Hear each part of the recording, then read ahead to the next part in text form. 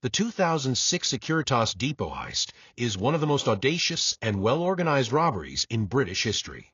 Taking place in Tunbridge, Kent, the crime involved meticulous planning, deception, and a staggering haul of over £53 million in cash. Here's the full story. The heist was orchestrated by a gang of criminals who meticulously planned every step for months. Their target was the Securitas Cash Depot, one of the largest cash handling facilities in the UK. On a typical day, the depot held up to £200 million in banknotes. The gang's leader, Lee Murray, a former MMA fighter, and his crew studied the depot's operations. They identified weaknesses in security and targeted the depot manager, Colin Dixon, as the key to gaining access.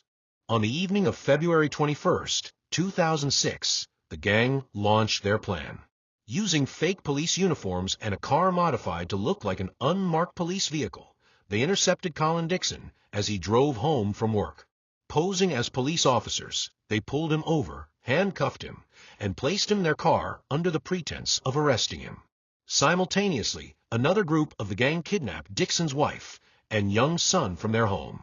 The family was held hostage at gunpoint, and Dixon was threatened that if he didn't cooperate, his family would be harmed. In the early hours of February 22nd, the gang forced Dixon to drive them to the depot. Once there, they tied up 14 members of the staff and held them at gunpoint. The gang ordered the employees to open the secure cages containing the cash, and over the next 2 hours, they loaded £53 million in banknotes into a lorry. The gang's plan was remarkably calculated. They even attempted to remove CCTV footage to cover their tracks, but they overlooked one set of cameras that recorded key parts of their operation. After filling the lorry with cash, the gang locked the employees in cages and fled the scene. Despite their attempts to leave no evidence, police were able to retrieve some security footage, and the burnt-out remains of their getaway vehicles were discovered later.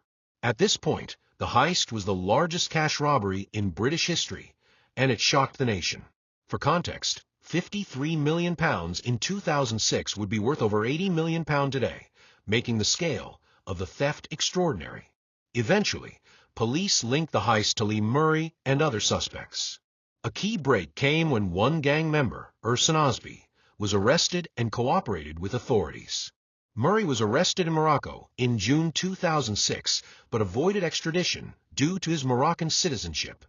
He was eventually convicted and sentenced to 25 years in a Moroccan prison, later increased to 30 years. Other members of the gang received lengthy prison sentences, with terms ranging from 15 to 30 years.